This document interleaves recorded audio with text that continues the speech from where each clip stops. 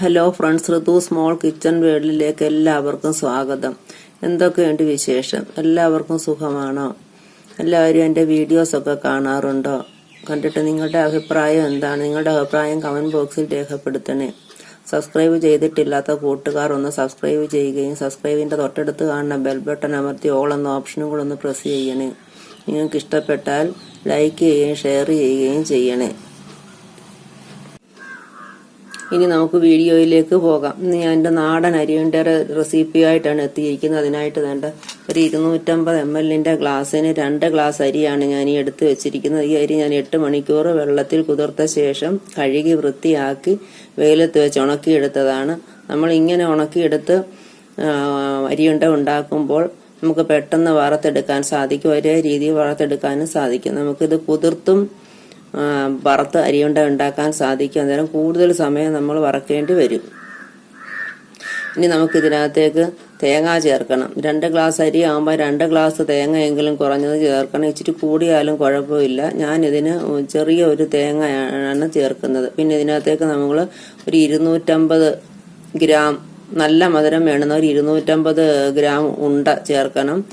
കുറച്ച് വേണമെന്നവർ 200 ഗ്രാം ചേർത്താലും മതി, മധുരം കാണും. പിന്നെ അരി മൂത്ത് വരുമ്പോൾ നമ്മൾ അതിനകത്തേക്ക് 1 ടീസ്പൂൺ ജീരകം കൂടെ ചേർത്ത് കൊടുക്കുന്നുണ്ട്. പിന്നെ നമ്മൾ ഇതിനകത്ത് ഫ്ലേവറിന് വേണ്ടി ഏലക്കാപ്പൊടി ചേർക്കുന്നുണ്ട്. ഇനി നമുക്ക് ഇത് വറുത്തതിന് ശേഷം കാണാം. അരി വറക്കുമ്പോൾ നമ്മൾ ഇതുപോലെ വിസ്താരമുള്ള ഒരു പാത്രത്തിലിട്ട് വറക്കണമെങ്കിൽ എല്ലായിടത്തും ഒരുപോലെ ഇളക്കി എല്ലത്തുള്ളൂ. ഒരേ രീതി ഇളക്കി എല്ലുമ്പോൾ എല്ലാ അരിയും ഒരേ രീതിയിൽ മൂക്കും. ഒരേ രീതിയിൽ മൂത്തെങ്കിലേ അരിയുണ്ടക്ക് നല്ല ടേസ്റ്റ് ഉണ്ടാകുകയുള്ളൂ. അതുപോലെ മൂത്ത് കഴിഞ്ഞാൽ ഉടൻ തന്നെ നമ്മളത് മറ്റൊരു പാത്രത്തിലേക്ക് മാറ്റണം, അല്ലെങ്കിൽ കരിഞ്ഞു പോകാൻ സാധ്യതയുണ്ട്.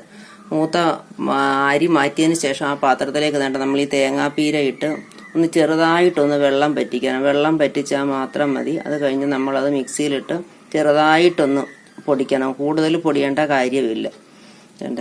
അതുപോലെ തന്നെ അതിനകത്തേക്ക് ഫ്ലേവറിന് വേണ്ടി ചേർക്കാനാണെങ്കിൽ ജീരകവും ഏലക്കാപ്പൊടിയും എടുത്ത് വെച്ചിട്ടുണ്ട്. ജീരകം ഓപ്ഷനിലാണ്, വേണമെന്നവർ ചേർത്താൽ മതി. അതിൻ്റെ ടേസ്റ്റ് ഇഷ്ടമുള്ളവർ ചേർത്താൽ മതി. ഏലക്കാപ്പൊടി ഞാനൊരു 9 ഏലക്ക, ഒരു ടീസ്പൂൺ പഞ്ചസാരയും കൂടെ ചേർത്ത് പൊടിച്ചതാണ്. ഏലക്ക ഞാനൊന്ന് വറുത്തതിന് ശേഷമാണ് പൊടിച്ചത്. അന്നേരം നമുക്ക് പെട്ടെന്ന് പൊടിഞ്ഞ് കിട്ടും.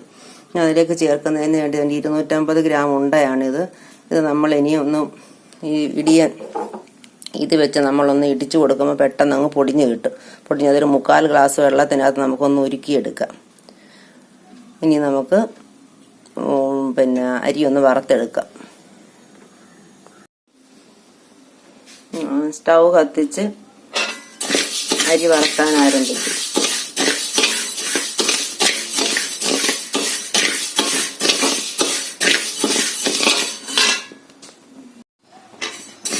നമുക്ക് അരി വറുത്തുകൊണ്ടിരിക്കുകയാണ്. ഏതരി വെച്ച് വേണമെങ്കിലും നമുക്ക് അരിയുണ്ട ഉണ്ടാക്കാൻ സാധിക്കും. റേഷൻ കടയിലെ ചുമന്നരിയും വെള്ളയരിയും എല്ലാം ഉപയോഗിക്കാം. ഇത് ഞാൻ കടയിൽ നിന്ന് വാങ്ങിച്ച മട്ട അരിയാണ് എടുത്തിരിക്കുന്നത്. പച്ചരി ഉപയോഗിച്ചും നമുക്ക് അരിയുണ്ട ഉണ്ടാക്കാൻ സാധിക്കും. പച്ചരി പൊടിച്ച് നമ്മൾ തേങ്ങയുമായിട്ട് മിക്സ് ചെയ്ത് അവലേസ് പൊടി ഉണ്ടാക്കി ആ അവലേസ് പൊടി ഉണ്ട ഉരുക്കി ചേർത്തും നമുക്ക് അരിയുണ്ട ഉണ്ടാക്കാൻ സാധിക്കും. ഇത് നമ്മൾ അരി കുതിർത്ത് വെയിലത്ത് വെച്ച് ഉണക്കിയാണ് ഇപ്പോൾ ഉണ്ടാക്കിക്കൊണ്ടിരിക്കുന്നത്. നോക്കില്ല, നോക്കാനുള്ള ആരംഭം ആയതേ ഉള്ളൂ.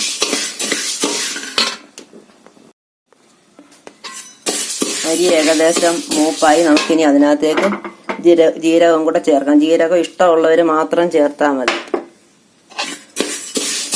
ജീരകം ചേർത്തിനി നമുക്കത് ഇതിൻ്റെ സ്റ്റൗ ഓഫ് ചെയ്യാം. അതിനകത്തിരുന്ന് അരിയുടെ ചൂട് കൊണ്ട് ജീരകം മൂത്തോളും.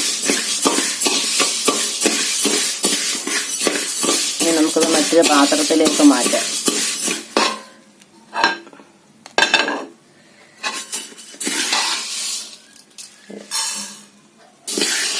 തണുക്കുന്ന നേരം കൊണ്ട് നമുക്ക് തേങ്ങ ഒന്ന് വറുത്തെടുക്കാം.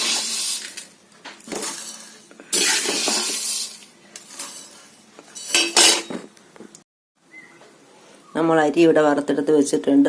ആ പാത്രത്തിലേക്ക് തന്നെ തേങ്ങ ഇട്ട് ഇനി നമുക്കിത് ചെറുതായിട്ടൊന്ന് വറുത്തെടുക്കാം. അധികം മൂക്കരുത്, തേങ്ങയുടെ കളറ് മാറരുത്. ഇനി നമുക്കൊന്ന് വറുത്തെടുക്കാം. നമുക്ക് തേങ്ങ ഇനി മിക്സിയിൽ വെച്ച് ഒന്ന് കറക്കാം. ഒന്ന് കറങ്ങിയാൽ മതി, കൂടുതൽ പൊടിയണ്ട. അപ്പോഴത്തേക്ക് നമ്മുടെ ശർക്കരപ്പാനി റെഡിയാകും. തിളച്ചിനി ശർക്കരപ്പാനിയുടെ സ്റ്റൗ നമുക്ക് ഓഫ് ചെയ്യാം.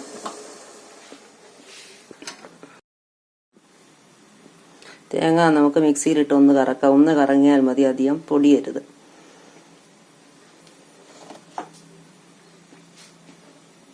അതിനുശേഷം നമുക്ക് അരി പൊടിച്ചെടുക്കണം. അരി ചെറുതരിയോടുകൂടി പൊടിച്ചെടുക്കണം. നമുക്ക് ആദ്യം തേങ്ങ ഒന്ന് മിക്സിയിലൊന്ന് കറക്കിയെടുക്കാം.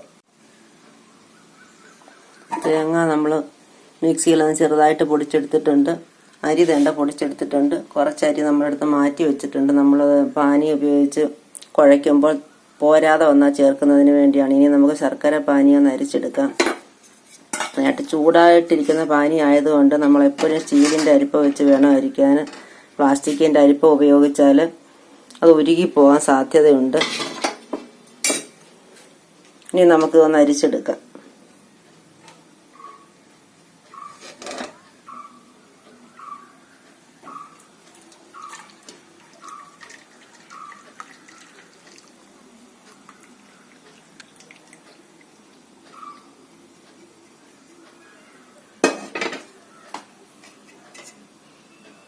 ഇത്രയും കട്ട ഉണ്ടായിരുന്നു ഇതിനകത്ത്.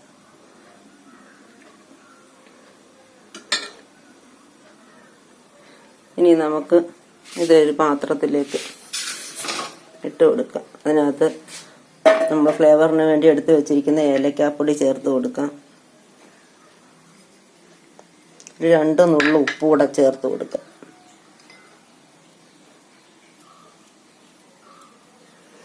ഇനി നന്നായിട്ടൊന്ന് മിക്സ് ചെയ്യാം. എല്ലാ ഭാഗത്തും ഏലക്കായുടെ ജീരകത്തിന്റെ മണം നന്നായിട്ട് അടിക്കുന്നുണ്ട്. ജീരകം ഓപ്ഷനിലാണ്, അത് ഇഷ്ടമില്ലാത്തവർ ചേർക്കണ്ട.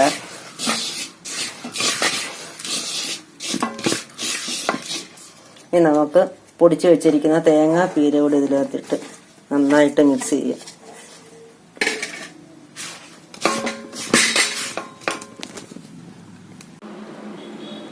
ഉണ്ട നമ്മളൊരു 3/4 ഗ്ലാസ് വെള്ളത്തിലാണ് ഉരുക്കിയെടുക്കുന്നത്. ഉരുക്കിയെടുത്ത് നമ്മളത് അരിച്ച് ഇതിനകത്ത് മറ്റ് ചേരുവകളെല്ലാം ചേർത്തതിന് ശേഷം ചേർത്തിളക്കുകയാണ് ചെയ്യുന്നത്. കുറേശ്ശെ ഒഴിച്ചു കൊടുത്താൽ മതി, ആവശ്യത്തിന് ചേർത്താൽ മതി. നമ്മുടെ മിക്സ് ഇവിടെ റെഡി ആയിട്ടുണ്ട്. നമുക്കിനി ഇതിനകത്തേക്ക് കുറേശ്ശെ ശർക്കര പാനി ഒഴിച്ചു കൊടുക്കാം.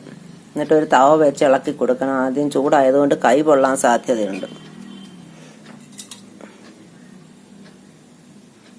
കുറേശ്ശെ ഒഴിച്ച് ഇളക്കി കൊടുക്കുക.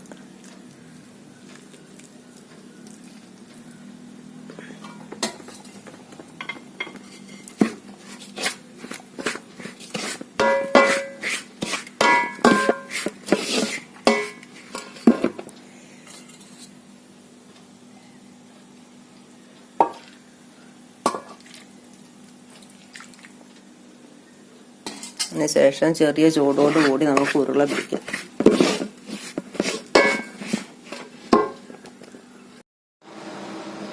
നമ്മുടെ അരിയുണ്ട ഇവിടെ റെഡിയായി വന്നിട്ടുണ്ട്. 2 ഗ്ലാസ് പുഴുക്കൽ അരി, ഒരു ചെറിയ തേങ്ങയും ഒരു ഉണ്ടയും കൊണ്ട് എനിക്ക് 20 അരിയുണ്ട ഉണ്ടാക്കി എടുക്കാൻ സാധിച്ചിട്ടുണ്ട്.